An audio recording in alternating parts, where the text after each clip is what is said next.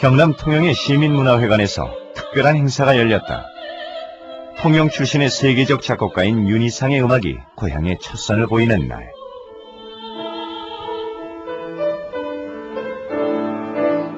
유족으로는 윤희상 씨의 큰딸 윤정씨만이 참석했다.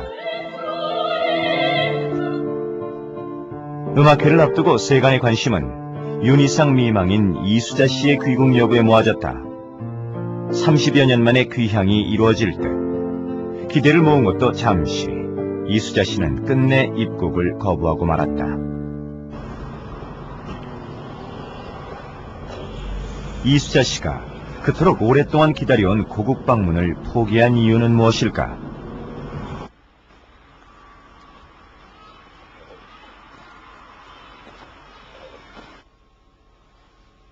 이수자 씨는 남편 윤희상이 별세한 뒤 베를린 교회의 빈집을 혼자서 지키고 있다. 간첩이라는 낙인을 평생 지우지 못한 채 이국 땅에서 숨을 거둔 남편.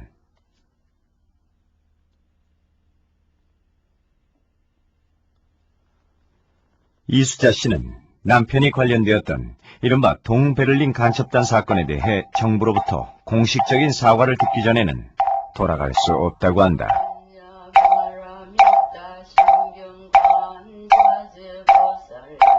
저는요, 크게 원하지도 않습니다. 지금 기피 인물로서 되어가 있는 것을 법적으로 해제하는 겁니다. 법적으로 해제하고, 그리고 우리 역사에 없는 그만큼 많이 우리 민족이 남겨놓는 유산이 그 작품을 봐서도 그것이 과거에 그런 관계였던 것이 참 유감이었다는 말 한마디 필요합니다. 고등법원에서 판결문 이런 것들이 쭉 있어요. 항소, 이유서. 한 번도 이거 관해서 말씀하신 적 없으시고요? 없지요. 남편이 타계한 뒤 부인은 남편의 서재에서 오래된 서류 꾸러미를 발견했다. 지난 30년 동안 윤희상 씨는 당시의 재판 기록을 하나도 빠짐없이 간직해왔던 것이다. 뿐만 아니라 어떻게 구했는지 자신에 대한 세세한 기록을 담은 CIA의 비밀 문건까지 수집해두었다. 꼼꼼히 밑줄 치고 메모까지 하면서 윤희상 씨는 무엇을 생각했을까? 평생 그를 괴롭힌 상처들을 헤집고 그가 밝혀내려 한 진실은 과연 무엇일까? 김영욱 중앙정보부장의 기자회견에서 밝혀진 것을 보면은 북한 괴뢰는 동베를린에 본부를 두고 대남 적화 공작을 벌여왔는데 독일이나 폴란드 등지에서 공부하는 우리 유학생과 그곳에 가서 사는 사람들을 평양으로 유인해서 세뇌 공작을 마친 다음 이들을 다시 우리나라에 귀국시켜 대한민국의 전복을 기도했다고 합니다. 이번 사건에 관련된 자는 무려 200여 명이나 되는데 이들은 북한 괴뢰로부터 공작금을 받아 간첩 행위를 비롯해서 학생들을 선동하고 불온 사상의 유포와 민심의 소란을 꾀해왔습니다. 1967년 7월 건국 이래 최대 규모의 간첩단 사건, 이른바 동백림 사건이 터졌다. 유럽의 유학생과 교민 등이 동베를린 주재 북한 대사관을 방문하거나 평양을 왕래하고 공작금을 받았으며 서울대 서클 민비원을 국내 연계 조직으로 하여 간첩 행위를 했다는 것이었다. 관련자들이 대부분 최고 인텔리였던 데다가 프랑스 화단에서 인정받던 화가 이응로 부부와 독일에서 활동 중인 음악가 윤희상 부부까지 끼어있어 사건은 한층 충격적이었다. 근데 안기부에서는 정부 쪽, 그러니까 그때는 중앙정보부죠. 다 그렇게 갖다 붙이고 싶어서 그렇게 발표를 했으니까 그 자기들은 군비대로 발표를 했는 거죠. 그 자술서, 누구든지 잡혀가면은 자술서라는 걸 쓰게 돼 있습니다. 그러니까 자술서는 글자 그대로 자기가 썼다 그거 아닙니까? 근데 우리 각자의 자술서를 다 써놓은 거예요, 자기네들이. 예. 그리고 그것을 제 손으로 옮겨 써라 이겁니다. 그거는 이 중앙정부에서 이거 하는 거는 전부 엉터리 거짓말이죠. 이거는 말이죠. 저희 경우 말이죠. 사건 관련자들 상당수는 지금도 중앙정보부의 조작이었다고 주장한다. 우리는 당시 중정수사과장이었던 이용택 씨를 찾아갔다.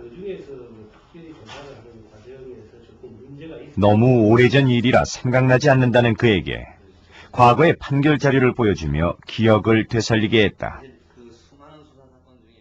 그럼요. 그거는 본인들이 가급적이면 간첩 사건에 자기 죄를 감추려고 그러지 없는 걸 지금 부를 리가 있겠어요, 그 사람들이. 자기가 하지 않은 행위, 또 자기가 하지 않았던 말, 이거를 부풀어서 그 진술할 태도는 없어요. 그거 다 있던 얘기였고, 난수포 중에는 이제 제가 이 얘기하는 건 수치로 써가지고 있는 것도 있는데, 이것을 소금물에 담가야만 그 숫자가 나오는 것도 있습니다. 그런 건 일회용이죠. 이용택 씨 주장대로 당시 수사 발표에서는 북한 방송 청취용 라디오와 난수표 등이 증거물로 공개된 바 있다. 사건 공소장에도 북한으로부터 난수표와 암호문을 건네받았다는 기록이 있다. 이것이 사실이라면 그들은 북한의 지령을 받는 공작원의 혐의를 벗어날 길이 없다. 우리는 이 공소장의 주인을 만나서 사실을 확인하기로 했다. 계십니까? 안녕하세요. 저희가 주경수사님. 지금 없어요. 예? 잠깐만요. 예? 예? 여보세요? 이 사건으로 무기징역을 선고받았던 조모 씨는 한사코 취재에 응하기를 거부했다. 여러 차례에 걸친 섭외 끝에 어렵사리 털어놓은 그의 증언. 그때 당시에요. 이렇게 뭐 난수표랄지 이런 것들을 받고 이렇게 넘어오셨다고 말씀들을 들었는데요. 진짜로 여기 가져오신 겁니까? 갖고 왔어요. 그래서 어떻게 하셨습니까, 그걸? 갖고 와서 그냥 묻어뒀다가 그냥 끝내버린 거죠. 이용택 과장이 그렇습니까? 예. 뭐 그거 이용택 과장이 이게 뭐 맞는 얘기라고 할 수밖에 더 있겠어요. 갈수록 오리무중이었다. 일각에서는 동백님 사건이 조작이라고 주장하지만 몇몇은 북한으로부터 난수표를 받아 보관하고 있었던 것도 사실이다. 우리는 사건을 원점에서 다시 알아보기 위해 주요 무대였던 독일로 갔다. 네. 아유, 어서오세요. 들어오세요. 아유, 오늘 아침 먹으신다고 해서 점심해놓고 계속 기다렸잖아요. 제일 먼저 찾아간 곳은 동백님 사건 이후 독일로 귀화한 박성옥 씨 댁이었다. 아니, 들으세요. 먼저 오시느라 수고 많으셨어요. 아니, 그게 도대체가 그것이 프로로 나갈 수 있어요? 아, 그러면? 나는 여기서 살고 있기 때문에 상관이 없는데. 박성옥 씨조차도 선뜻 입을 열기 거북해 했다. 자신 때문에 국내에 있는 사람들이 어떤 피해를 입지 않을까 걱정하는 눈치였다.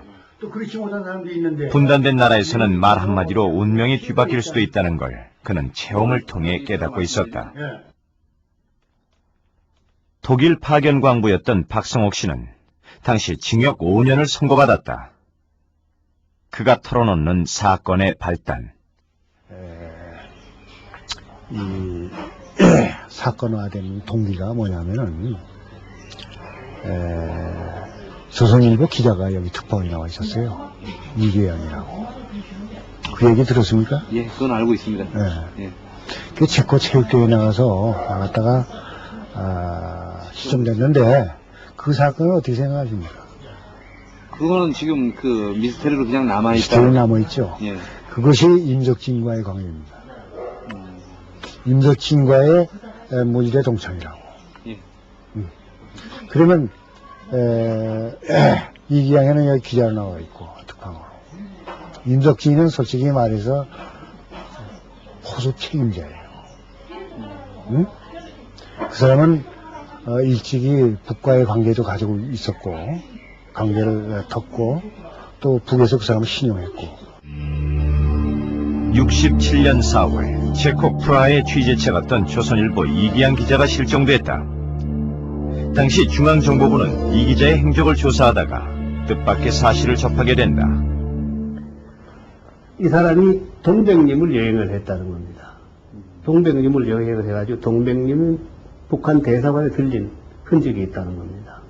그리고 그 들리고 왔다는 이 사람이 이제 이기양 씨가 이 얘기를 해서 이야기 주소를 해가지고 그 갔다 온 사람이 여기 있다는 겁니다. 서독에. 그래서 이제 그 사건이 알려져가지고 그런 비슷한 혐의가 있는 사람이 한국을 귀국해가지고 서독에서 공부를 마치거나 광부로서 근무를 끝나고 돌아간 사람도 몇 명 있다. 그래서 그 리스트 중에 임씨가 포함되어 있는 겁니다. 이기양 실종 사건이 수사선상에 오르자 불안해진 사람이 있었다. 이기양의 절친한 대학 동창으로 이기양을 북한 대사관에 소개했던 독일 유학생 출신 임석진 씨였다. 67년 5월 19일 임석진이 택한 방법은 청와대를 찾아가 박정희 대통령에게 직접 사실을 구하는 것이었다. 대공 혐의자가 대통령에게 자수한 최초의 사건. 동백님 사건 수사는 거기서부터 시작됐다. 세월이 흘렀다. 동백님 사건의 핵심 인물 임석진. 그러나 제보자라는 점이 참작되어 그는 당시 재판에 기소조차 되지 않았다. 그 때문일까? 그가 이중 스파이라는 소문도 들려왔다. 소문과 추측이 무성했지만 지난 30년간 임석진 씨는 단 한 번도 이 사건에 대해 입을 연 적이 없다.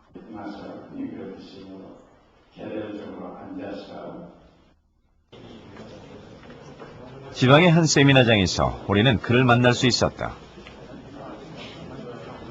이제는 국내 해결 철학의 태도로 자리 잡은 존경받는 철학 교수.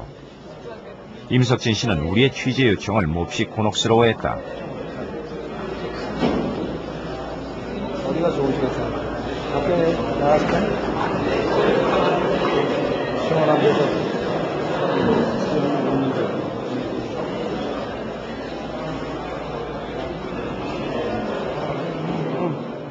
복도를 빠져나오는 동안 그는 말없이 고개를 숙이고 걸었다. 무수한 생각이 한순간에 스쳐 지나가는 듯했다. 간단한 문제가 아니죠. 간단한 문제가 아니야. 거기에 관련됐던 그 많은 사람들이 누구도 그 용단을 누구도 내리지 못한 거예요. 나도 그 중에 하나였다고 봐야지. 근데 결국은 이제 어떻게 보면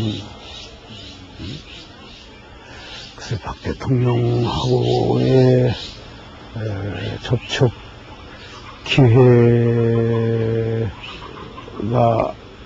주어지면서 그게 어떤 정말 굉장히 중요한 전환점 계기가 됐다. 유학생 임석진 씨가 동베를린 북한 대사관을 처음 방문한 것은 60년 4월 4.19를 맞아 국내에서 통일 논의가 무성할 때였다. 그로부터 3년 뒤 그는 북한 노동당에 가입원서를 쓰게 이르렀다. 언제 어떻게 하셨어요? 뭐를? 노동당 입당을. 베를린에서. 이거 한 장, 종이 한 장, 앞뒷장으로 돼 있는 거. 이래저래 비밀당원이니까 이거 큰 문제가 아니라는 거예요. 이거 사인만 하래.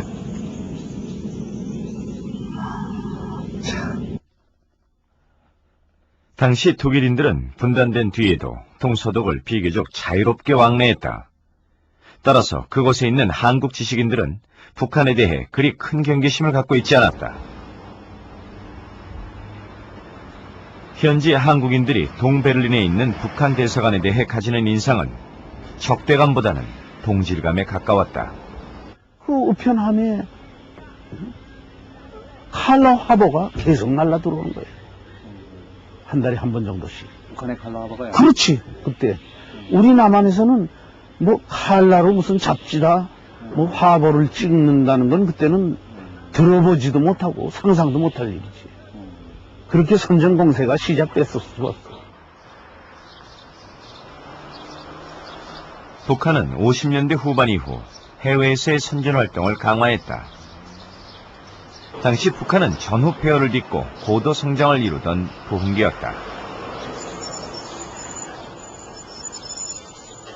그들은 한국 유학생과 광부들 앞으로 북한의 발전상과 통일 방안을 선전하는 칼라 화보와 우편물을 보내왔다. 더구나 동베를린 북한 대사관에서는 한국 교민들이 찾아오면 언제라도 융숭하게 대접해주곤 했다. 당시 남한의 경제 사정은 북한에 비해 뒤떨어져 있었다. 남한의 철강 생산량은 북한의 20%, 전력은 30%, 1인당 국민소득은 북한의 60%에 불과하던 시절이었다.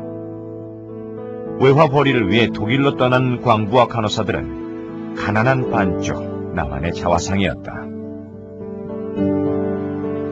67년까지 독일에 파견된 광부와 간호사는 약 4,200여 명.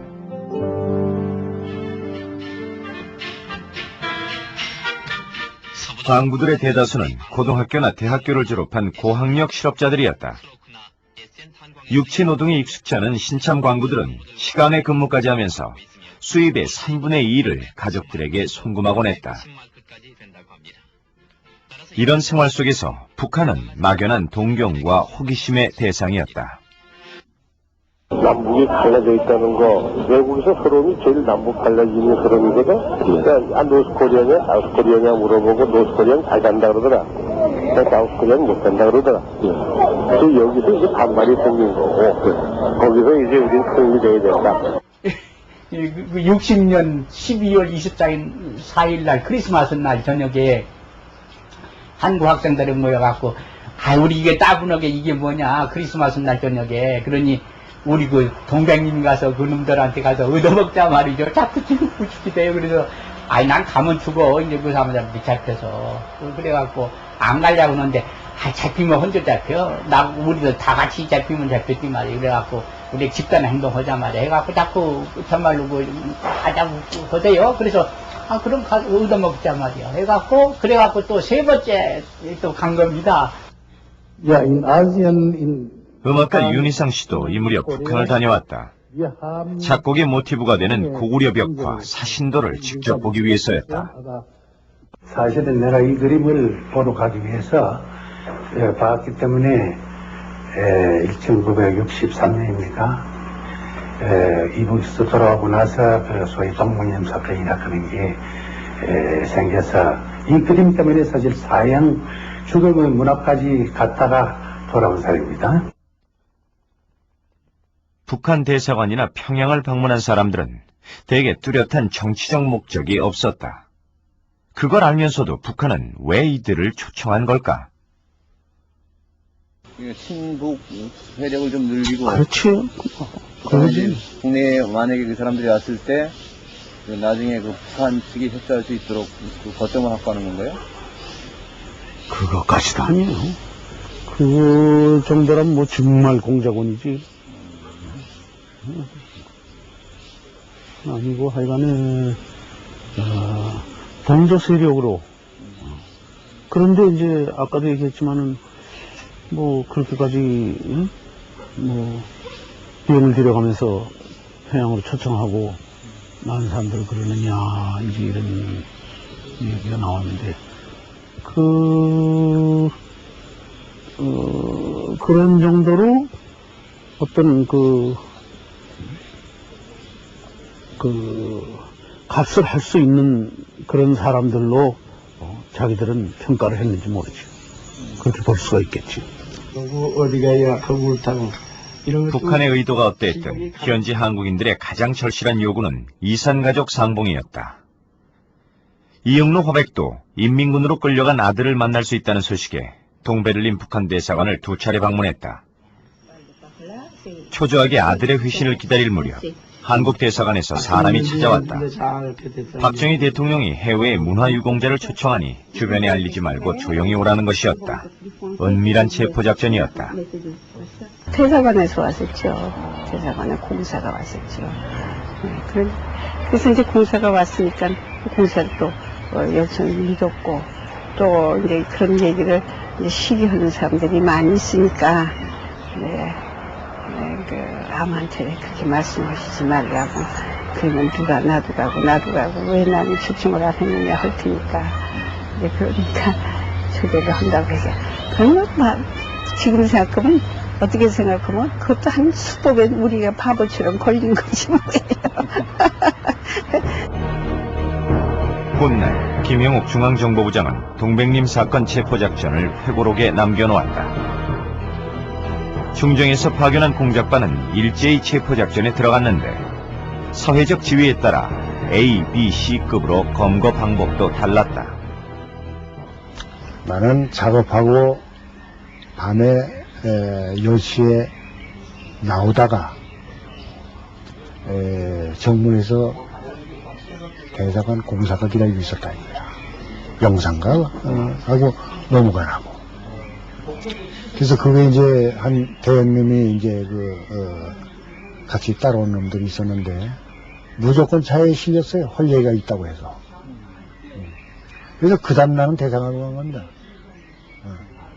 갔는데 이미 그 사람들은 벌써 나를 거기서부터 납치해 갔는데 말하자면 납치 후에 어떻게 하겠다는 그 프로그램이 다 짜여 있더라고요. 저하고 같이 세 사람이 세 대씩 나눠 타고 제가 이제 함부르크로 가는 겁니다. 함부르크 공항으로. 그래서 이제 함부르크에 도착했더니 거기서 여권을 다 만들었어요. 벌써 보니까 제 여권을 대사관에서. 그래갖고 저한테 주더라고요. 공항에서. 그 이제 그거 받아갖고 이제 개찰구 통과했던 거죠. 이민국 통과했던 거죠. 임석진 씨가 제보한 뒤 50여일 만의 일이었다. 중앙정보부는 외국에 있는 교민을 검거할 때 현지 수사당국에 의뢰해야 한다는 관행을 어기고 관련자들을 강제 유인하거나 납치해서 데려왔다. 이것은 훗날 주권 침해 논란의 불씨가 됐다.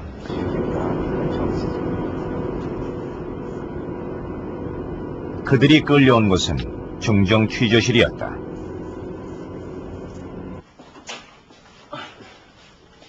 여기서는 ABC급이 따로 없었다.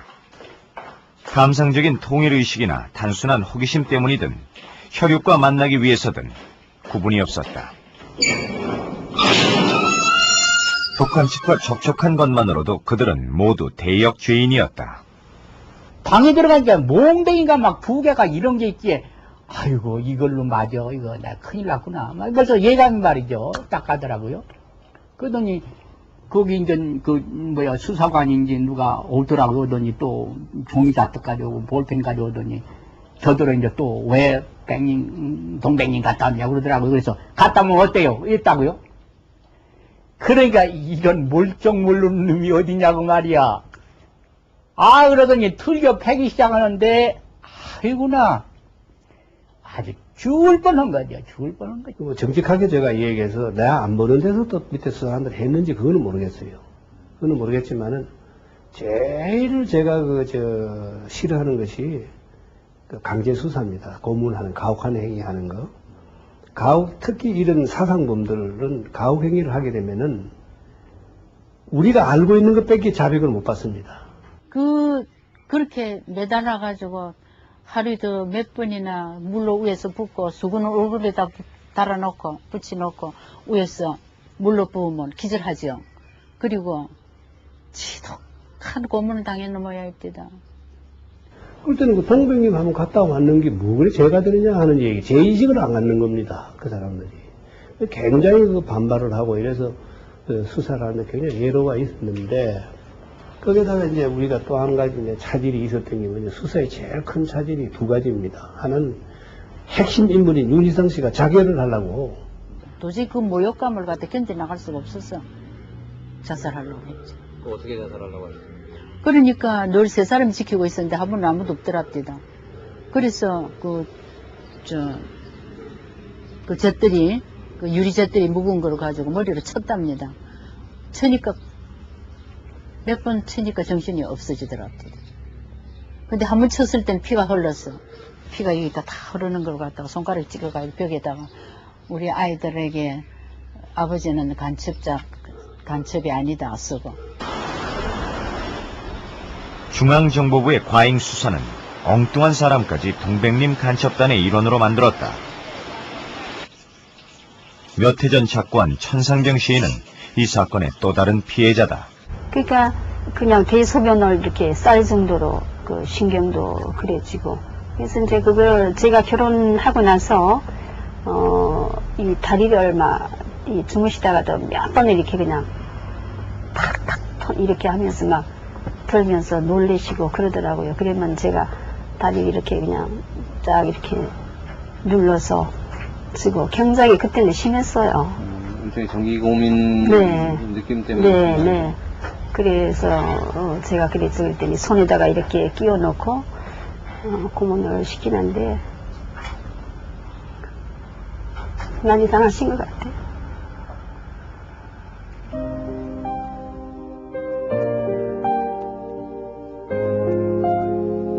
고문의 후유증 때문에 천상병 시인은 한동안 행여병자로 떠돌이 생활을 하다가 정신병원 신세까지 져야 했다. 동백림 사건과 관련된 천상병 시인의 죄목은 방공법과 국가보안법상의 불고지죄와 형법상의 공갈죄. 친구인 강빙구가 북한 인사와 만났다는 얘기를 듣고도 신고하지 않았을 뿐더러 이를 빌미로 협박하여 술값을 요구하고 돈을 갈취했다는 것이다. 그를 아는 사람이라면 천상병이 대학 동창 강빙구한테서 술값을 받았었나 보다라고 가볍게 웃어넘길 일이었지만 매정한 시대는 그의 문인다운 기행마저도 용납치 않았다.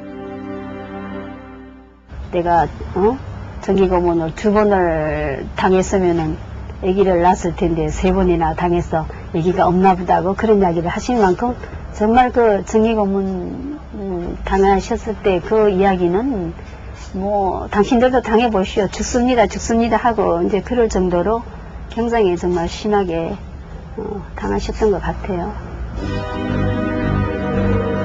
중앙정보부는 유럽에서 송환한 관련자들을 구속함과 동시에 국내 연계 조직으로 서울대 서클 민족주의 비교연구회를 검거했다. 동백님과 연계되어 정부 전복을 기도했다는 혐의였다. 민족주의 비교연구회는 서울대 정치학과 학생들이 중심이 된 교내 합법 서클이었다. 중앙정보부는 이 서클의 지도교수인 황성모 씨가 독일 유학 시절 북한과 접촉한 간첩이라고 전제하고 민비언은 간첩의 지령을 실천한 학생 조직이라고 발표했다. 제일 중요한 건 6.3 사태 때 주도 역할을 했다는 거. 그래서 그 이후에도 또 이 민비에 관여했던 사람들이 학생운동에 지도적 위치에 있었다는 것은 사실입니다. 그래서 단순히 뭐 후배들하고 술만 마신 건 아니고 사실상 3.24 데모에서 6.3 데모까지는 저나 박범진이 그 학교를 갓 졸업한 상태였기 때문에 신문기자임을 잊어버리고 데모에 깊이 관여하고 우리가 또 주도적 역할을 했던 건 사실이에요. 그해 6월 8일 날 국회의원 선거가 있었습니다. 그게 6대, 7대 국회의원 선거예요. 근데 그때 부정선거 시비가 아주 상당히 시비가 생겨가지고 그 부정선거 규탄하는 그런 그 국민들의 저항이 상당히 심했어요. 그래서 그 당시 그 공화당 정부가 그 부정선거 시비를 갖다가 진정시켜 상당히 고심을 했었습니다. 67년 6월 총선에서 빚어진 부정선거 시비는 박정희 정부를 궁지로 몰아넣었다. 부정선거 규탄 시위가 4.19 이후 최대 규모로 확산되자 정부는 여론을 급히 반전시켜야 했다. 학생운동의 핵심 인물이 망라된 민비언을 동백림 간첩단의 일부인 양 조작한 것도 그 때문이었다고 민비언 관계자들은 주장한다. 김형욱도 그의 회고록을 통해 민비언 사건은 동백림과 무관하다고 고백한 바 있다. 1967년 11월 9일 동백림 사건 첫 공판이 열렸다. 피고인 34명이 참석한 법정은 국내외 언론인들의 취재 경쟁 속에 입죄의 여지가 없었다. 그 가운데서도 특히 이응로와 윤희상은 해외에 뜨거운 관심을 모았다. 독일과 프랑스 정부는 자기 영토 안에서 사람을 납치해간 것은 주권 침해라며 강력하게 항의해왔다. 동백림 관련자들의 석방을 요구하고 인권 후진국 한국을 규탄하는 시위가 유럽 각지에서 벌어졌다. 중앙정보부의 무리한 수사로 빚어진 국제적 망신이었다. 그러나 이런 체포 과정의 불법성 문제는 당시 법정에서 본격적으로 다뤄지지 않았다. 납치라든가 그런 것은 생각을 못하죠. 납치라는 것은 실제로 납치라는 겁니까? 그 독일 그러면 그게 독일의 뭐 수사기관, 뭐 국민들 다 그 안에서 그야말로 범죄 행위를 했다는 겁니까? 예. 우리가? 예. 그 너무나 이면 역사가 참 담당 재판장도 모르는 역사가 많은 모양인데요. 난 그거는 그 당시엔 더군다나 그런 문제가 논의가 안 됐습니다. 만약에 그런 식으로 납치까지 되었다고 한다면 상당히 법정에서 반향이 있을 거 아닙니까? 그래가지고 위선 변호인들이 변호인이 한둘입니까? 그 사람들이 다 그 점에 대해서 조사를 해달라고 그럴 거고. 근데 그걸 아무도 얘기할 사람 없어. 그건 한순환이도 그런 주장 안 했어. 법정에서 그 체포 과정에 대해서, 얘기한 거 없어요. 근데 그게 지금은 좀 오인문이 되더라고요. 왜 그랬을까? 그러니까 구속영장은 그때 체포한 걸로 안 돼 있지. 여기 대한민국에 들어온 다음에 구속했으니까. 지금 말이야, 영미법이라든가 미국법이라든가, 이거 보면은, 구속 자체가 절차 위법이 있으면은, 수사기관에서 모든 진술, 좋아하잖아요. 그럴 게 없죠. 중앙정보부는 이들의 연행이 자의에 따른 임의동행이라고 강조했지만 국제사회의 비난은 수그러들지 않았다. 독일 정부는 우리 대사관 직원들을 추방하고 7천만 마르크에 달하는 차관도 중단하겠다고 위협했다. 정부 대표라는 그거로서 왔습니다. 어떠셨어요? 내가 지금 기억나기는 그 사람이 명함을 찍어왔다고 생각을 합니다. 독일 정부 대표다 해가지고. 수사 발표 난 직후에 독일 정부가 강하게 항의를 해왔고, 당시의 법정에 독일 서독이죠. 서독 정부에서 보낸 카메라맨이 텔레비전 카메라가 법정을 전부 촬영하고 하는 이런 일까지 있었습니다. 재판은 계속됐다. 동백님 사건의 최대 쟁점은 이들의 행위가 항공법과 국가보안법에 저촉되는가 하는 점이었다. 피고인들은 대부분 북한과 접촉한 사실을 순순히 시인했지만 북한 노선에 따라 남한 정부를 전복할 목적은 없었다고 주장했다.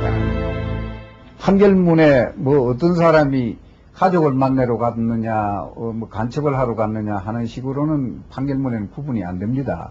문제는 판결문에는 단순히 가족 만나러 간 사람에 대해서는 그거는 북한에 들어갔다는 거, 소위 탈출, 우리나라에서 북한에 가는 것을 이제 탈출이라고 하는데, 탈출을 했다는 그 점에 관해서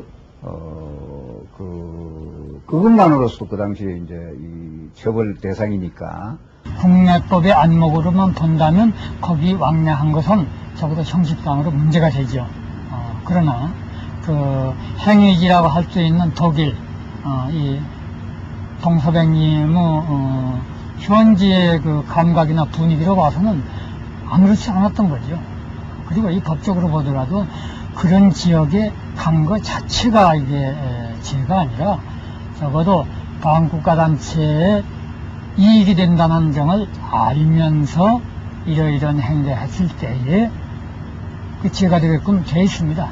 다만 법을 적용하고 해석할 때 그런 상대방에게 이익이 된다는 점을 알고 했느냐 모르게 했느냐에 대한 걸 분명히 가려주지 아니하고 그냥 가시면 다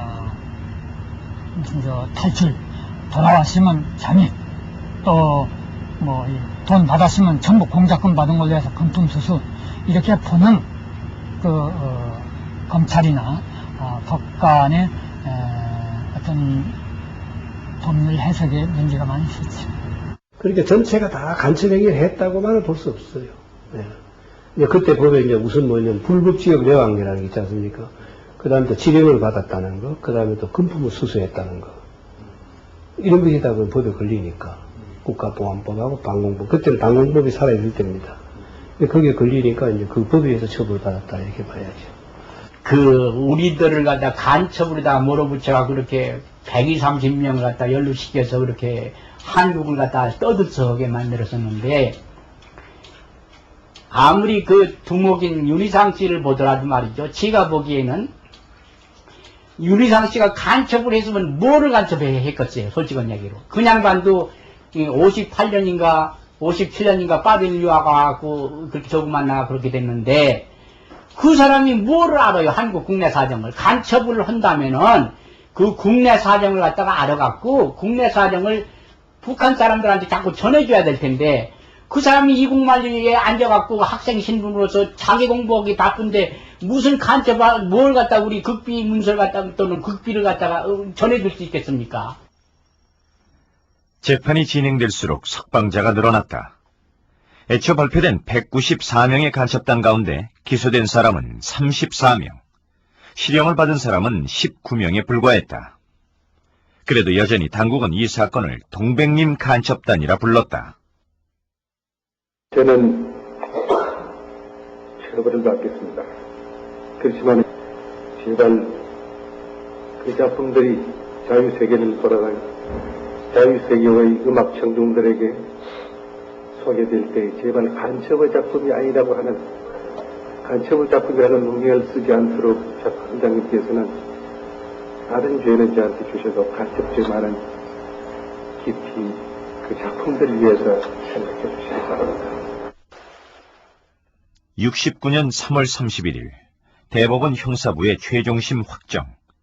윤희상은 징역 15년을, 이응로는 징역 3년을 받았고 사형도 2명 있었다. 그러나 형은 집행되지 않았다. 70년 12월 사형수 2명에 대한 사면을 끝으로 세상을 떠들썩하게 했던 동백님 관련자들은 한 명도 남김없이 모두 형기 이전에 석방됐다. 예, 나도 들은 이야기인데 왜 이제 그러느냐 내가 항의를 하니까 김효우, 왈, 이 외교관계 때문에 서독과의 국교를 열어야 되겠는데 서독에서 그 사건에서 관련됐던 사람을 석방해주기 전에, 독일에서 잡아간 사람들 석방해주기 전에 자기들 국교를 정관에 열 수 없다 그런다는 겁니다. 대통령이 그 결단을 내렸다는 겁니다. 그러면 어떻게 서독에서 온 사람은 싹 내주고 다른 데서 가는 걸 잡아 열어올 수 있느냐 이거죠. 그러니까 일제히 다 풀어뿌리고 관계를 개선을 해라. 이래서 그게 사면된 걸로 알고 있어요. 재판에서 직접 그 외부가 항의를 수용한다는 것은 거꾸로 또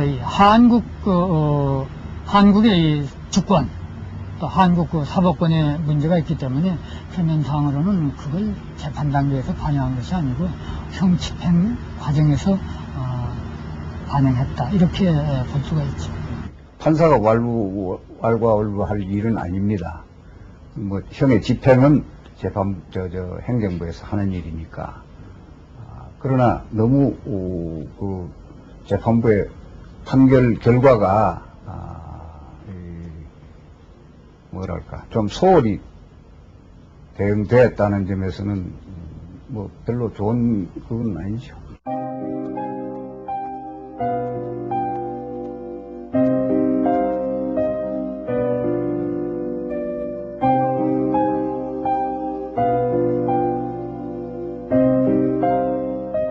감옥에 갇혔던 사람들은 원래 있던 자리로 되돌아갔다. 그러나 그들 중 많은 사람들은 2번 다시 고국에 돌아올 수 없었다. 한국에서 요새 우리 집 애들 뭐 크리스마스라고 안 났을 텐데 우리 같은 애들도 보고 싶어. 지금은 뭐 크리스마스 하는 사람들은 별로 없어요. 아이들이나 싶어. 그래도 한국에서는 크리스마스라고 하는 애들이 하다. 근데 요거는 정치를 잘하면 상관없을 텐데 어째서 이렇게 학생들하고 싸움을 할까? 학생들하고는 하나도 나쁘지 않은데 우리가 들으면 다 옳은 말인 말이야.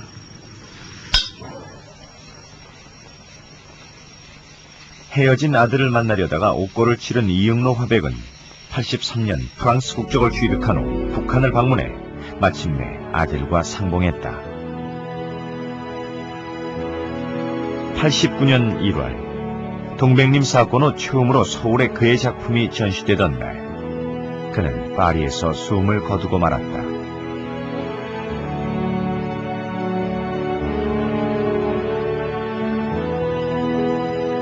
죽는 순간까지도 그는 그를 버린 조국에 돌아갈 날만을 손꼽아 기다리고 있었다.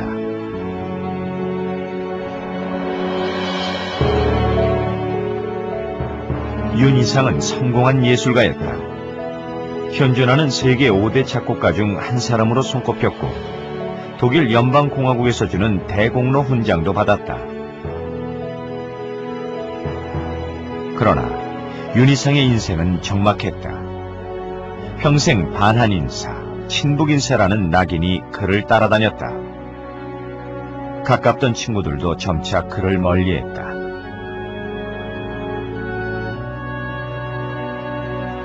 그러나 윤희상은 숱한 비난을 감수하면서도 변함없이 그의 길을 걸었다.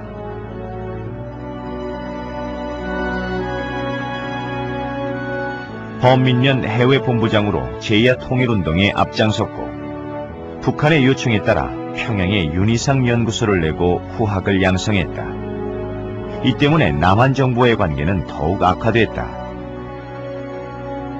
죽기 한 해 전 마지막으로 고향 땅을 밟고 싶다던 윤희상의 간절한 소원은 끝내 이루어지지 못했다.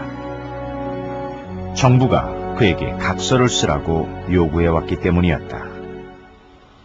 자기는 하나도 잘못한 거 없습니다. 자기는 민족의 아들로서 남도 북도 하나의 나라로서 내 조국으로 볼 때는 남의 외세로 인해서 깨지는 갈라지는 민족이 하나 되기 위해서 자기 생명을 아끼지 않고 노력했는, 평생을 거기에 이바지하고 노력했는데 무엇을 잘못했다고 잘못했다 할 겁니까? 언젠가 우리나라가 통일이 될 때는, 그때는 그럼 내가 잘못했다고 빌었으면 그럼 항상 갈라져 있어야 된다는 것을 엄미합니다. 그것은 반역자입니다. 그런 식으로 얘기한다면 간첩이 다 자기는 민족 통일을 위한 통일전사라고 얘기하는 거나 마찬가지죠. 남파된 간첩도. 그 민주전사라는, 통일전사라는 거 아닙니까? 그 사람들 주장은. 그렇게 얘기하면 하나의 없는 거지. 내가 언젠가 난 고향에 돌아가야 되겠다. 언제 되면 내가 돌아갈 수 있을까? 내가 남편을 가슴 안고 언제 돌아갈 수 있을까?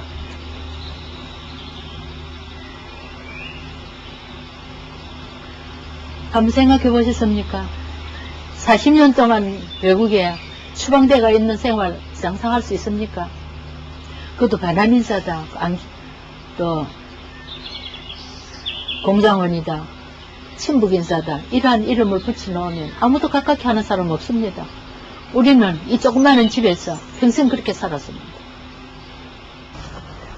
여전히 평행선을 달리는 이승의 논쟁을 뒤로하고 95년 윤희상은 세상을 떴다. 베를린시의 가토우 특별묘역, 고향인 통영에서 본 흙 한 줌과 함께 윤희상은 여기 잠들어 있다. 두두지가 그렇게 많이 흙을 파놓으면 어떻게 하나.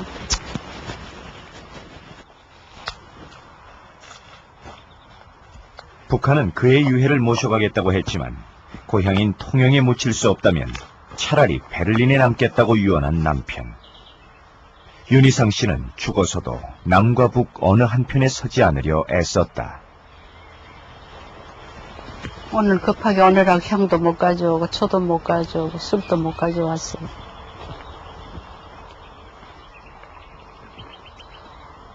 동백림 사건이 터진 지 32년째.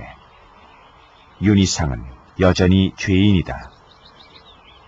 남과 북 둘 중에 하나를 선택해야만 하는 운명을 거역한 죄로 그의 유해는 이역만리 남의 땅에 묻혀있다.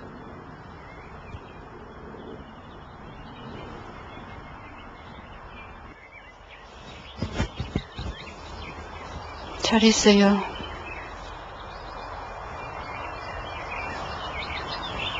마간야 바람일 따시며 관자세. 언젠가 통일이 된다면 우리는 그의 묘비를 다시 써야 할 것이다. 분단 시대의 서글픈 망명계, 이제는 하나된 조국 땅에 편안히 잠들다. 불상문신 여포야 시사비자신 불성불성불박시고 고불무생무선상김시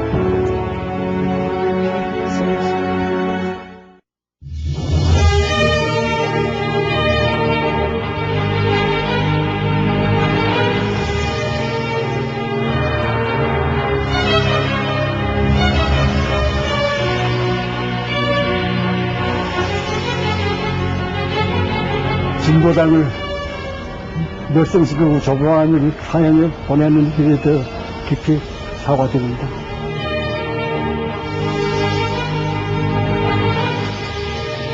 40년이라도 어제 같아요.